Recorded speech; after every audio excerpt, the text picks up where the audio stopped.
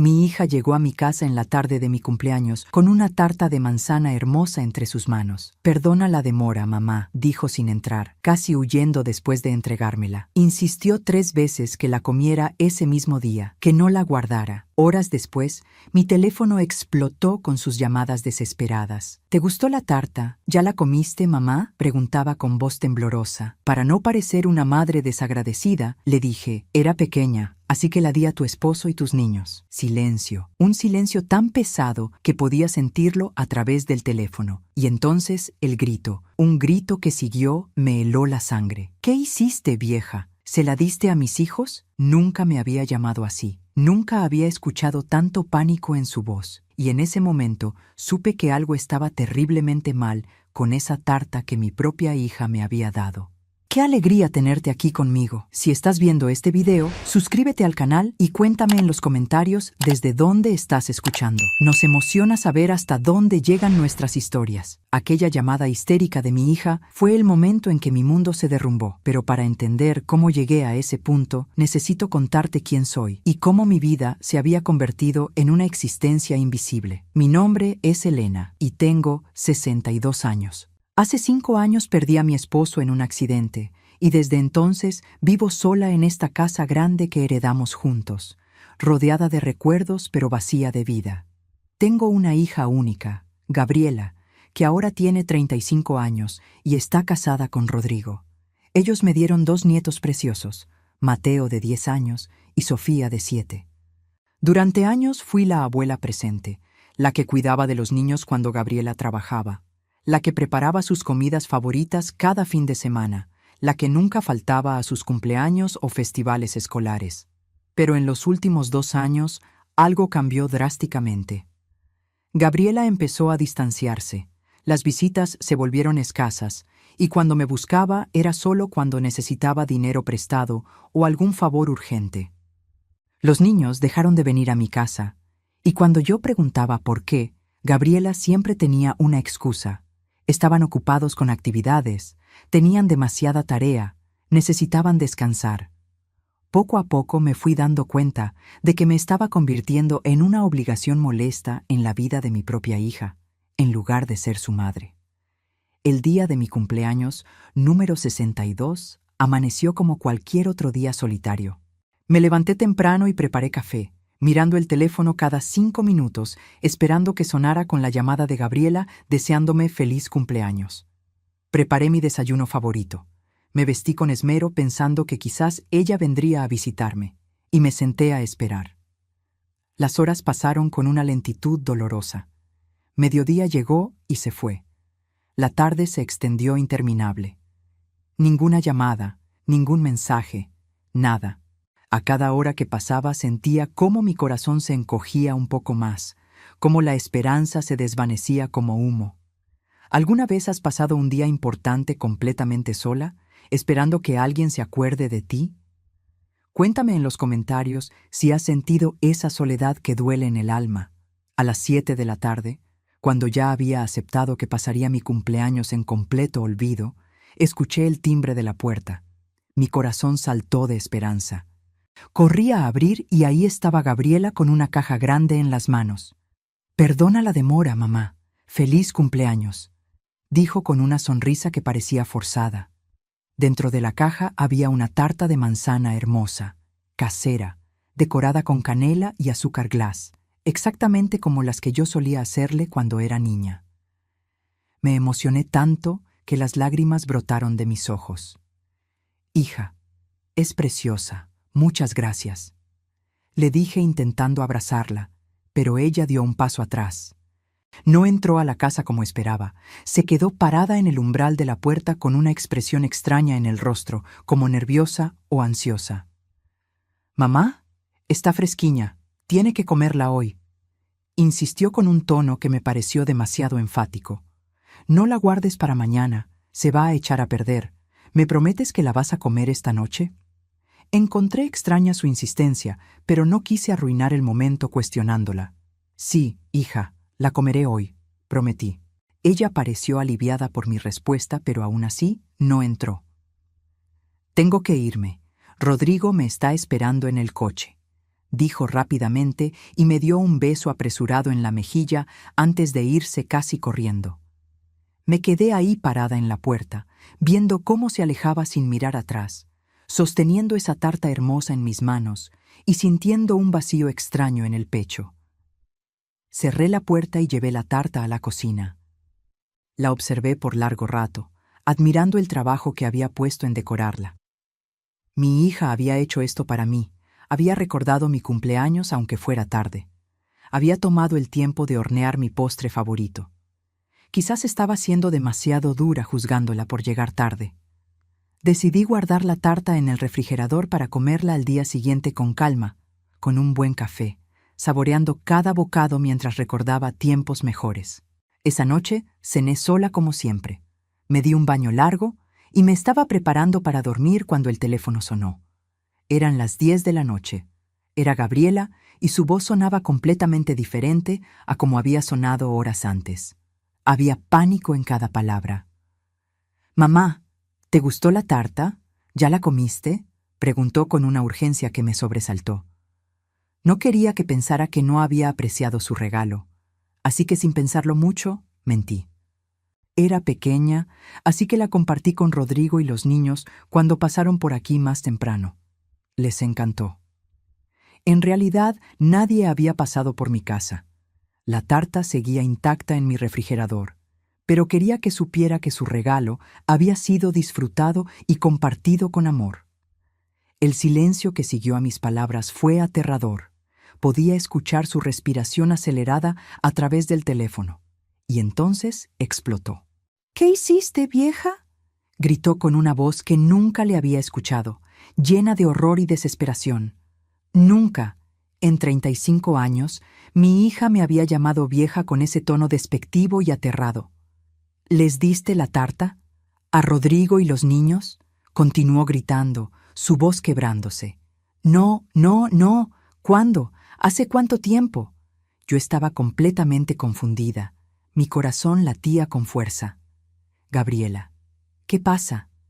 ¿Qué tiene la tarta?», pregunté sintiendo cómo el miedo comenzaba a trepar por mi columna vertebral. Pero ella solo lloraba histéricamente del otro lado de la línea. Dios mío», repetía entre sollozos, y entonces colgó. Me quedé ahí sentada en mi cama, sosteniendo el teléfono en mi mano temblorosa, tratando de procesar lo que acababa de pasar. ¿Qué había en esa tarta que hizo que mi hija entrara en pánico cuando creyó que su esposo y sus hijos la habían comido? ¿Por qué no le importó que yo la hubiera comido, pero le aterrorizó que ellos lo hicieran? Sigue conmigo porque lo que descubrí esa noche cambió mi vida para siempre. Mi corazón latía tan fuerte que podía escucharlo en mis oídos mientras corría hacia la cocina. Abrí el refrigerador con manos temblorosas y ahí estaba la tarta, completamente intacta, exactamente como la había guardado horas antes. Nadie la había tocado, nadie la había probado. Mi mentira inocente sobre haberla compartido con Rodrigo y los niños había sido exactamente eso, una mentira. Pero la reacción de Gabriela no había sido de alivio cuando pensó que la había comido yo. Había sido de terror absoluto cuando creyó que la había comido su familia. Saqué la tarta del refrigerador y la coloqué sobre la mesa de la cocina bajo la luz brillante. La examiné cuidadosamente, buscando algo fuera de lo común. Se veía perfectamente normal, olía delicioso a canela y manzana, la masa estaba dorada y apetitosa. Pero la reacción de Gabriela había sido de pánico puro. Empecé a conectar los puntos en mi mente como piezas de un rompecabezas macabro. Gabriela había insistido múltiples veces en que comiera la tarta ese mismo día, que no la guardara, que la consumiera de inmediato. Había llamado pocas horas después preguntando específicamente si ya la había comido. Y cuando pensó que Rodrigo y los niños la habían probado, entró en una histeria que solo podía significar una cosa: había algo malo, algo terriblemente malo en esa tarta. Mi teléfono empezó a sonar insistentemente. Era Gabriela llamando 1, 2, 3 veces seguidas. No contesté. No podía. Estaba en shock procesando la posibilidad horrible que se formaba en mi mente. Los mensajes empezaron a llegar uno tras otro. Mamá, contesta. Por favor, es urgente. Necesito saber si Rodrigo está bien. Los niños, ¿están bien los niños? Por favor, dime que están bien. A veces confiamos demasiado en quien no debemos, ¿verdad? ¿Alguna vez has descubierto que alguien que amas te traicionó de la peor manera posible? Leí esos mensajes con las manos temblando y sentí cómo mi mundo se partía en dos. Gabriela estaba desesperada por saber si Rodrigo y los niños estaban bien, si habían comido la tarta. Pero en ningún mensaje preguntaba por mí. En ningún momento mostró preocupación por si yo la había consumido. La verdad me golpeó como un puño en el estómago. Mi propia hija había puesto algo en esa tarta con la intención de hacerme daño, quizás incluso de matarme. Y solo entró en pánico cuando creyó que sus seres queridos habían sido las víctimas en lugar de mí. Me senté en el piso de la cocina, abrazando mis rodillas, sintiendo cómo las lágrimas rodaban por mis mejillas. No podía ser real, no podía ser que la niña que había crecido en mi vientre, que había amamantado, que había criado con todo mi amor y sacrificio, hubiera intentado asesinarme, pero todas las evidencias apuntaban exactamente a eso. Pasé la noche sin dormir, mirando esa tarta como si fuera una bomba que podía explotar en cualquier momento. Al amanecer, tomé una decisión. Necesitaba saber con certeza qué contenía esa tarta antes de confrontar a Gabriela o hacer cualquier otra cosa. Recordé que una vieja amiga mía, Patricia, trabajaba como farmacéutica en un laboratorio. Con mucho cuidado, usando guantes de cocina, corté un pequeño pedazo de la tarta y lo guardé en un contenedor hermético. Llamé a Patricia y le pedí que me hiciera un favor enorme sin hacer preguntas. Ella aceptó, preocupada por el tono de mi voz. Le llevé la muestra esa misma mañana, diciéndole solo que sospechaba que había algo extraño en un alimento que me habían dado y que necesitaba estar segura antes de consumirlo. Patricia prometió analizarlo de inmediato y darme los resultados en 24 horas. Mientras esperaba los resultados, mi mente no paraba de darle vueltas a todo. Recordaba los años que había dedicado a Gabriela después de que su padre murió. Trabajaba doble turno para poder pagarle una universidad particular, para darle la vida que merecía. Vendí joyas que mi esposo me había regalado para poder darle el enganche de su apartamento cuando se casó. Cuidaba de sus hijos sin cobrarle un peso mientras ella y Rodrigo trabajaban. Nunca le pedí nada a cambio, solo que me amara como yo la amaba. Y ahora esto. El teléfono de Patricia sonó exactamente 24 horas después. «Elena», dijo con una voz grave y preocupada, «necesito que me digas la verdad. ¿De dónde sacaste esta muestra? ¿Qué encontraste?», pregunté aunque en el fondo ya sabía la respuesta. «Arsénico, Elena. Esta tarta tiene arsénico mezclado en la masa. Es una dosis letal. Si hubieras comido aunque sea un pedazo pequeño, estarías muerta o agonizando en un hospital en este momento. ¿Comiste algo de esto? Dime la verdad, porque necesitas atención médica inmediata si lo hiciste». «No comí nada», respondí con voz hueca. «Pero necesito que guardes esa muestra y todos los resultados del análisis. Los voy a necesitar». Colgué el teléfono y me quedé sentada en mi sala, viendo cómo la luz del atardecer se filtraba por las ventanas. Mi hija había intentado envenenarme. Mi propia hija, la niña a quien había dado la vida, había preparado una tarta con arsénico y me la había entregado en mi cumpleaños con una sonrisa en el rostro. Había intentado asesinarme y solo le importó cuando creyó que había matado a su esposo e hijos por error. En ese momento, supe que necesitaba entender por qué. Necesitaba saber qué la había llevado a tomar una decisión tan monstruosa. Contraté a un investigador privado, un hombre discreto que me había ayudado años atrás con un asunto legal. Le pedí que investigara la vida de Gabriela y Rodrigo, que descubriera qué estaba pasando en sus vidas que pudiera llevarlos a querer mi muerte. Los resultados llegaron una semana después y fueron devastadores. ¿Qué secretos descubriría sobre mi propia familia? ¿Hasta dónde llegaba la traición? El investigador se sentó frente a mí en mi sala y abrió una carpeta gruesa llena de documentos, fotografías y grabaciones. «Señora Elena», comenzó con voz seria.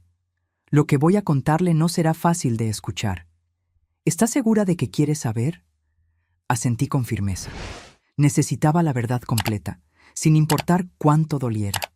Su yerno Rodrigo tiene una adicción al juego que ha estado ocultando durante años, explicó mostrándome extractos bancarios y fotografías de Rodrigo entrando y saliendo de casinos. Debe más de 2 millones de pesos entre casas de apuestas, préstamos ilegales y tarjetas de crédito. La casa donde viven está hipotecada hasta el tope. Tienen cobradores amenazándolos constantemente, algunos bastante peligrosos. Están al borde de la bancarrota total. Mientras cuento todo esto, pienso en dónde estarás escuchándome ahora mismo. Escribe el nombre de tu ciudad en los comentarios. Me consuela saber que mi historia viaja hasta donde tú estás. Miré los documentos con manos temblorosas. Todo ese tiempo que Gabriela me pedía dinero prestado para emergencias o para gastos de los niños, en realidad estaba tratando de tapar las deudas de su esposo. Pero hay más, continuó el investigador. Su casa, la casa donde usted vive, vale aproximadamente 8 millones de pesos según tasaciones recientes. Es una propiedad muy codiciada en esta zona, y según el testamento que usted tiene registrado, todo pasa a Gabriela cuando usted muera. Sentí que el aire se me escapaba de los pulmones. Encontramos conversaciones entre Rodrigo y Gabriela, dijo el investigador sacando su teléfono y reproduciendo un audio. Era la voz de Rodrigo, clara y fría. Tu madre no va a vivir para siempre, Gabriela. Esa casa nos salvaría de todo esto. 8 millones es más que suficiente para pagar todas las deudas y empezar de nuevo. Nadie va a sospechar nada. Es una mujer mayor. Podría ser un infarto, un accidente, cualquier cosa. Y entonces escuché la voz de mi hija, mi Gabriela, respondiendo, no puedo, es mi madre. Hubo una pausa que me dio esperanza por un segundo. Pero luego Rodrigo habló de nuevo. Piensa en tus hijos, Gabriela. Si no hacemos algo, vamos a perder todo. Los cobradores ya amenazaron con hacerle daño a Mateo. ¿Quieres que lastimen a tu hijo por proteger a una vieja que ya vivió su vida? El silencio que siguió fue eterno, y entonces escuché a Gabriela decir con voz temblorosa, tiene razón, Dios me perdone, pero tiene razón. Detuve el audio porque no podía escuchar más. Mis lágrimas caían sobre los documentos esparcidos en mi mesa. Hay más grabaciones, dijo el investigador suavemente, conversaciones donde planifican específicamente cómo hacerlo. Rodrigo sugirió veneno porque es difícil de detectar en una mujer de su edad si no buscan específicamente. Gabriela investigó sobre arsénico, cómo conseguirlo, qué dosis usar. Encontramos sus búsquedas en Internet, sus consultas en foros anónimos. Todo está documentado. Me mostró capturas de pantalla de conversaciones donde Gabriela preguntaba en foros oscuros de Internet cómo obtener arsénico sin levantar sospechas, qué cantidad era letal, cómo mezclarlo en alimentos sin que el sabor delatara su presencia. Mi hija había pasado semanas, quizás meses, planeando meticulosamente mi asesinato. Los últimos mensajes son de hace 2 semanas, continuó el investigador. Rodrigo presionando a Gabriela para que actuara pronto porque los cobradores estaban perdiendo la paciencia. Él le dijo textualmente, hazlo en su cumpleaños, será el regalo perfecto. Una vieja muriendo sola el día de su cumpleaños. Todos pensarán que fue la depresión o el corazón. Y Gabriela respondió, lo haré. Cerré los ojos tratando de contener el dolor que amenazaba compartirme en dos. Mi hija no solo había planeado matarme, había elegido específicamente el día de mi cumpleaños para hacerlo, convirtiendo lo que debería ser una celebración de mi vida en el día de mi muerte. Hay algo más que debes saber, dijo el investigador con voz aún más seria. Encontramos mensajes donde Gabriela y Rodrigo hablan de usted de manera muy despectiva. Él la llama la vieja estorbo y ese desperdicio de espacio. Gabriela se refiere a usted como la carga. Discuten sobre cómo usted les arruinó la vida al no morir de forma natural cuando su esposo falleció. Rodrigo dice que usted no sirve para nada excepto estar sentada en esa casa cara esperando morirse. Y lo peor es que están enseñando a sus hijos a pensar igual.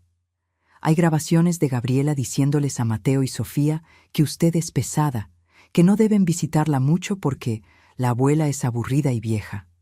Cada palabra era una puñalada directa a mi corazón.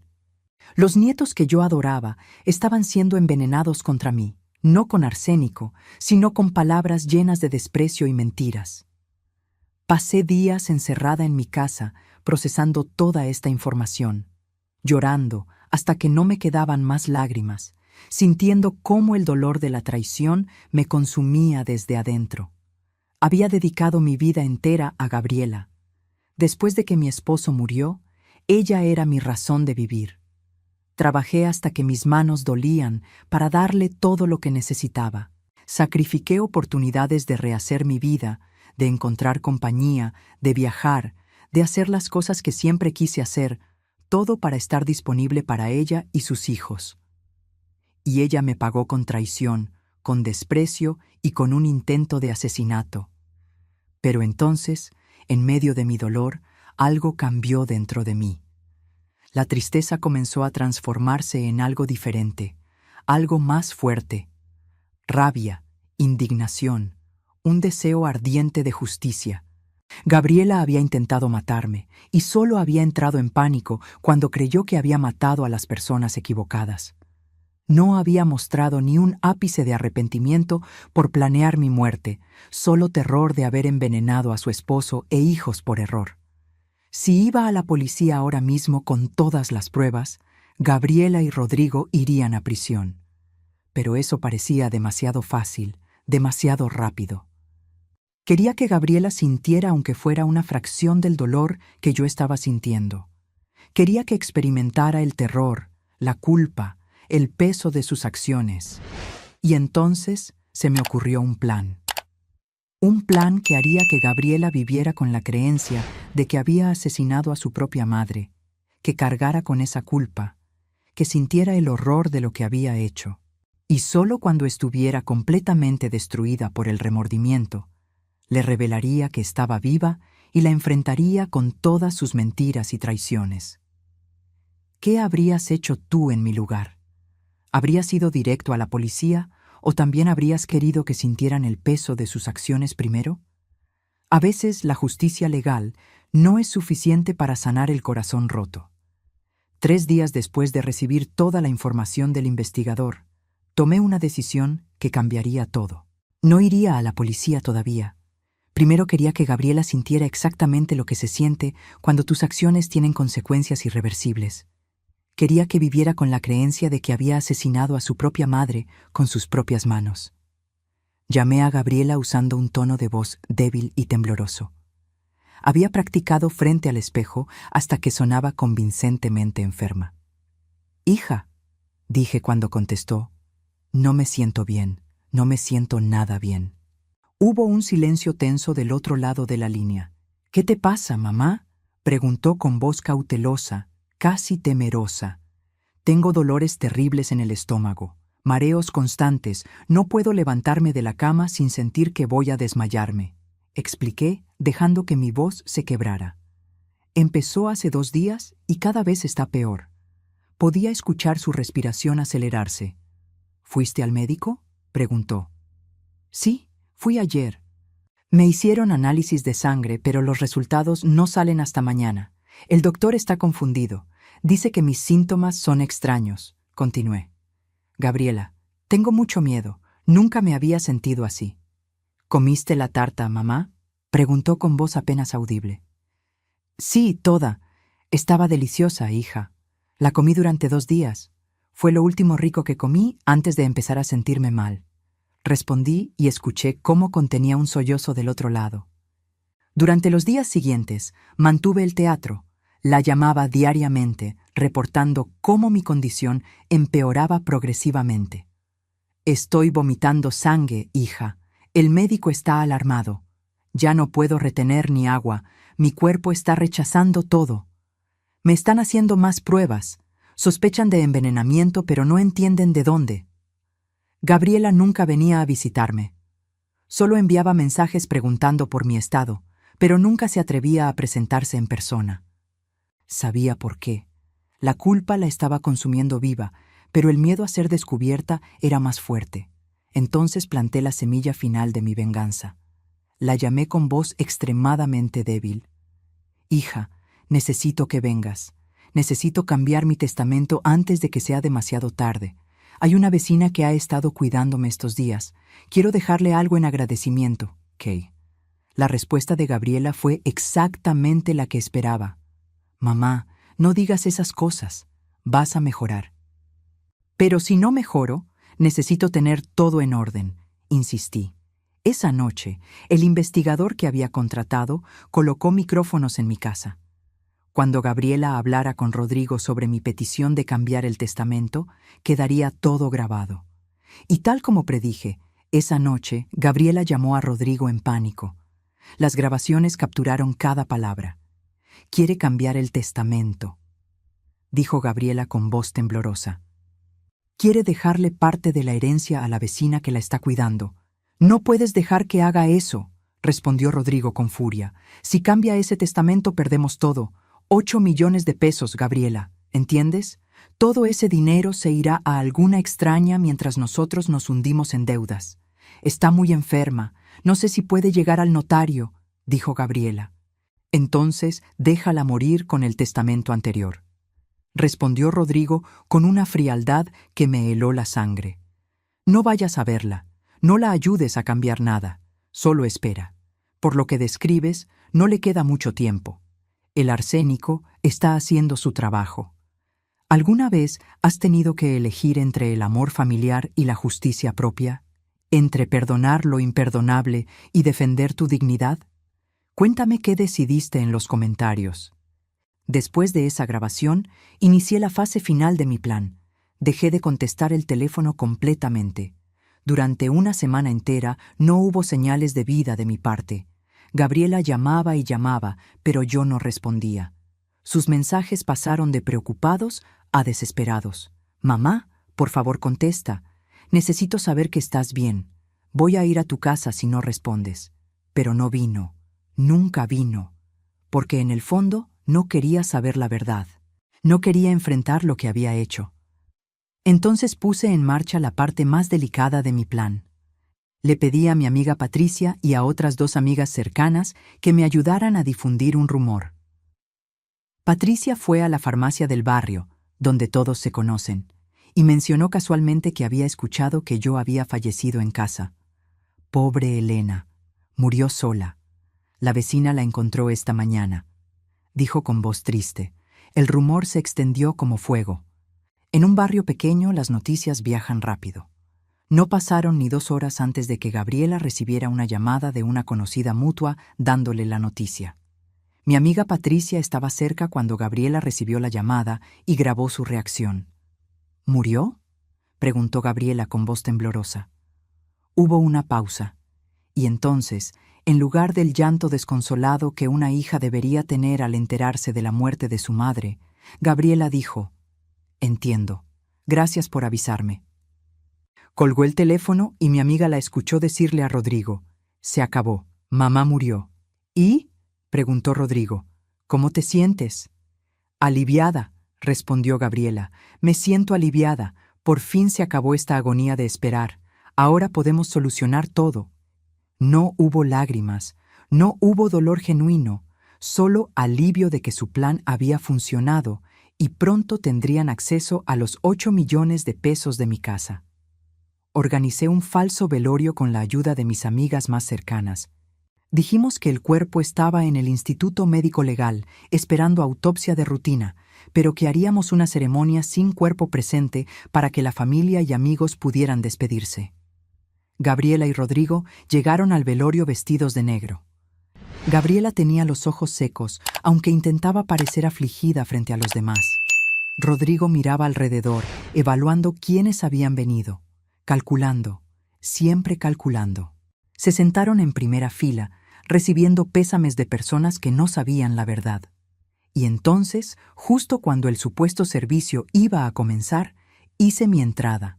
Entré al salón vestida con un traje elegante, completamente viva, completamente sana, completamente lista para confrontarlos. El silencio que cayó sobre la sala fue absoluto. ¿Puedes imaginar la escena que estaba a punto de desarrollarse?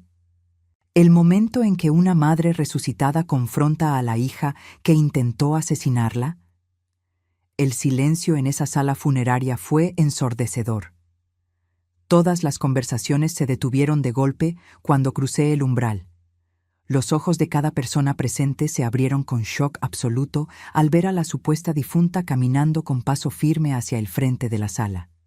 Pero ninguna mirada fue tan impactante como la de Gabriela.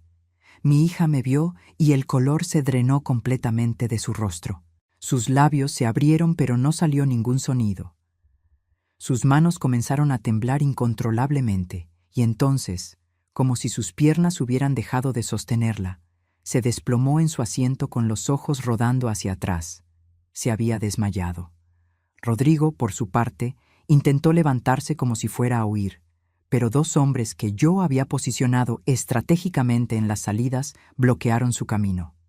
Eran guardias de seguridad que había contratado específicamente para este momento. Caminé lentamente hacia el frente, dejando que cada paso resonara en el silencio absoluto. La gente murmuraba confundida. Algunos pensaban que estaban viendo un fantasma. Otros simplemente no podían procesar lo que sus ojos les mostraban. «Sorpresa, hija», dije cuando llegué frente a Gabriela, que estaba siendo atendida por Rodrigo, que le daba palmadas desesperadas en las mejillas. «¿Pensabas que estaba muerta? ¿Esperabas heredar mi casa esta semana?» Gabriela abrió los ojos lentamente. Me miró como si efectivamente estuviera viendo un espectro y comenzó a temblar de pies a cabeza. «No, no es posible», murmuró. «Estás muerta. Te envenenaste con la tarta. Moriste». El murmullo de la gente se intensificó. ¿Envenenamiento? ¿Tarta? ¿De qué estaba hablando? Saqué de mi bolso la caja que había guardado cuidadosamente. Dentro estaba un pedazo de la tarta original, preservado en un contenedor sellado, junto con todos los resultados del laboratorio. «Esta tarta, Gabriela», dije levantándola para que todos pudieran ver. «La tarta de manzana que me regalaste por mi cumpleaños. La tarta que insististe tanto que comiera ese mismo día. Esta hermosa tarta casera que preparaste con tus propias manos». Abrí el sobre con los resultados del laboratorio y leí en voz alta para que todos escucharan. Análisis toxicológico. Presencia de arsénico en concentración letal. Cantidad suficiente para causar la muerte en un adulto promedio en un periodo de 24 a 48 horas. Los jadeos de horror llenaron la sala. La gente comenzó a alejarse de Gabriela y Rodrigo como si fueran apestados. Mi propia hija intentó asesinarme, continué con voz fuerte y clara. Sí, planificó mi muerte durante semanas, investigó cómo conseguir veneno, calculó la dosis exacta y horneó ese veneno en una tarta que me entregó con una sonrisa el día de mi cumpleaños. «No, Rodrigo me obligó», balbuceó Gabriela intentando levantarse, pero sus piernas no la sostenían. Las deudas, los cobradores, íbamos a perder todo. Así que decidieron que era más fácil matarme que enfrentar las consecuencias de la adicción al juego de tu esposo, dije. Entonces saqué mi teléfono y reproduje en voz alta las grabaciones que el investigador había recopilado. La voz de Rodrigo llenó la sala. «Tu madre no va a vivir para siempre, Gabriela. Esa casa nos salvaría de todo esto. Nadie va a sospechar nada. Es una mujer mayor». Y luego la voz de Gabriela respondiendo: tiene razón, Dios me perdone, pero tiene razón». Reproduje grabación tras grabación. Sus conversaciones sobre cómo el arsénico era difícil de detectar, sobre cómo elegir mi cumpleaños para hacerlo, sobre cómo yo era un estorbo y una carga, sobre cómo estaban enseñando a mis nietos a despreciarme. Cada palabra era un clavo en el ataúd de su defensa. Gabriela lloraba histéricamente ahora, no de arrepentimiento, sino de terror de ser descubierta. «Lo siento, mamá. Lo siento mucho». Sollozaba. Estaba desesperada, no sabía qué hacer, las amenazas, el dinero. ¿Y en algún momento pensaste en pedirme ayuda? Pregunté con voz quebrada por primera vez. ¿En algún momento se te ocurrió que yo, tu madre, la mujer que dio todo por ti, podría haberte ayudado a salir de esto sin tener que matarme? Tú no tienes tanto dinero, dijo Gabriela confundida. Entonces solté la bomba final. Tengo mucho más de lo que crees, Gabriela. Además de esta casa de 8 millones, tu padre me dejó inversiones y propiedades que suman otros 12 millones de pesos.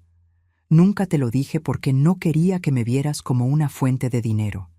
Qué irónico que al final eso fue exactamente en lo que me convertí para ti. No una madre, no una persona, solo un obstáculo entre tú y 20 millones de pesos. El shock en el rostro de Gabriela fue total. Habían planeado matarme por 8 millones sin saber que había mucho más. Si me hubieran pedido ayuda, yo habría pagado sus deudas sin pensarlo 2 veces. Habría vendido propiedades, habría dado todo lo que tenía para salvar a mi hija y mis nietos. Pero nunca me dieron esa oportunidad. Eligieron el asesinato sobre la honestidad. He llamado a la policía. Dije entonces. Deben estar llegando en cualquier momento. Tengo todas las pruebas, la tarta con arsénico, los análisis de laboratorio, las grabaciones de ustedes planeando mi muerte, sus búsquedas en Internet sobre venenos, todo. Van a ir a prisión por intento de homicidio. «No puedes hacer esto», gritó Rodrigo levantándose agresivamente. «Eres su madre. Una madre no hace esto a su hija». «Una hija tampoco envenena a su madre», respondí con calma helada. «Y en cuanto a mi testamento, ya lo cambié. Todo va a una fundación para mujeres mayores víctimas de abuso familiar. Gabriela, tú no recibirás absolutamente nada, ni ahora ni cuando realmente muera». En ese momento las sirenas de la policía se escucharon afuera. Gabriela se lanzó a mis pies suplicando, aferrándose a mis piernas. «Mamá, por favor, piensa en tus nietos. ¿Qué va a hacer de Mateo y Sofía si nos meten a la cárcel?» Miré hacia abajo a esta mujer que alguna vez fue mi pequeña niña, mi razón de vivir, y sentí nada. El amor no había muerto, pero estaba enterrado bajo capas y capas de traición y dolor. «Deberías haber pensado en tus hijos antes de intentar asesinar a su abuela», respondí. «Ellos van a saber la verdad sobre lo que hiciste. Y quizás, solo quizás, cuando crezcan entenderán por qué su abuela tuvo que hacer lo que hizo». Los policías entraron y arrestaron a Gabriela y Rodrigo ahí mismo, frente a todos los presentes. Mientras los esposaban y les leían sus derechos, Gabriela gritaba mi nombre una y otra vez. Pero yo no volteé. No podía. Miré a los amigos y familiares reunidos en esa sala y vi en sus rostros una mezcla de horror, lástima y respeto. «Siento haberlos engañado con este falso velorio», dije a todos, pero necesitaba que la verdad saliera a la luz de la manera correcta. Necesitaba que Gabriela enfrentara sus acciones frente a todos ustedes, frente a la comunidad que la vio crecer, para que supieran quién es realmente. Nadie me culpó. Todos entendieron. ¿Tú qué habrías hecho? ¿Habrías perdonado para mantener la paz familiar o habrías elegido la justicia aunque doliera? Los meses que siguieron al arresto fueron un torbellino de procedimientos legales, testimonios y dolor. Gabriela y Rodrigo fueron procesados por intento de homicidio calificado. Las pruebas eran irrefutables. La tarta con arsénico, los análisis toxicológicos, las grabaciones de ellos planeando mi muerte, el historial de búsquedas en Internet de Gabriela sobre venenos y métodos para matar sin dejar rastros. Todo presentado meticulosamente ante el juez. Su abogado defensor intentó argumentar que Gabriela había sido coaccionada por Rodrigo, que las deudas y las amenazas de los cobradores la habían llevado a un estado mental alterado. Pero las grabaciones mostraban claramente que aunque Rodrigo había iniciado la idea, Gabriela había participado activamente en la planificación. Ella había sido quien investigó sobre el arsénico, quien lo consiguió a través de contactos oscuros en Internet, quien horneó esa tarta con sus propias manos mezclando el veneno en la masa. No había sido una víctima pasiva, sino una participante activa en un intento de asesinato. La sentencia llegó 6 meses después del arresto. Rodrigo recibió 15 años de prisión por ser el autor intelectual y por coerción. Gabriela recibió 12 años por intento de homicidio calificado contra un ascendiente, un agravante especial en la ley que aumentaba la pena por tratarse de su propia madre. Ambos perdieron todos los derechos sobre cualquier herencia mía, presente o futura. El testamento que había modificado era irrevocable. Mateo y Sofía, mis nietos, quedaron bajo la custodia de los padres de Rodrigo. Intenté acercarme a ellos, explicarles que seguía siendo su abuela y que los amaba, pero habían sido completamente envenenados contra mí. «Tú metiste a nuestra mamá a la cárcel», me gritó Mateo cuando intenté hablar con él. «Eres mala. Mamá dice que eres una mentirosa y que inventaste todo». Era claro que Gabriela, incluso desde la prisión, seguía manipulándolos. Los abuelos paternos tampoco querían mi presencia cerca de los niños. Me culpaban por destruir su familia, como si yo hubiera sido quien planeó un asesinato. Tuve que aceptar la dolorosa realidad de que había perdido no solo a mi hija, sino también a mis nietos. Pero en medio de todo ese dolor, algo inesperado sucedió. Tomé la decisión de vender la casa grande donde había vivido durante tantos años. Estaba llena de recuerdos, algunos hermosos de cuando mi esposo vivía y Gabriela era pequeña, pero ahora también estaba manchada por la traición y el intento de asesinato. Compré un apartamento más pequeño pero cómodo, perfecto para una mujer sola, y con parte del dinero de la venta doné una cantidad significativa a un refugio para mujeres mayores víctimas de abuso familiar. Para que nadie más sea descartada como lo fui yo, dije al hacer la donación. Comencé a trabajar como voluntaria en ese refugio, compartiendo mi historia con otras mujeres que habían sido explotadas, abusadas o abandonadas por sus propias familias. Descubrí que mi dolor podía tener un propósito, que mi experiencia podía ayudar a otras a reconocer las señales de abuso antes de que fuera demasiado tarde. Conocí a mujeres increíbles, todas con historias devastadoras, pero también con una fuerza interior que las había mantenido vivas. Nos convertimos en una familia elegida, apoyándonos mutuamente en los días difíciles y celebrando juntas las pequeñas victorias.